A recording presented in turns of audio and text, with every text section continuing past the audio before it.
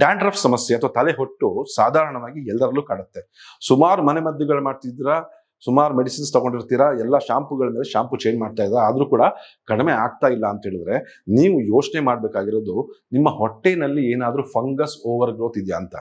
ವೀಕ್ಷಕರೇ, ತಲೆಯಲ್ಲಿ ಇರುವಂಥ ಫಂಗಸ್ ಕೂಡ ಒಂದು ಫಂಗಸ್ಸೇ ಕಾಸ್ ಮಾಡೋದು ಅಂತ ಸೈಂಟಿಫಿಕಲಿ ಪ್ರೂವ್ ಮಾಡಿದೆ. ಆ ಫಂಗಸ್ ಅಂದ್ರೆ ಮೆಲೆಸಿಸಿಯಾ ಅಂತ ಒಂದು ಫಂಗಸ್.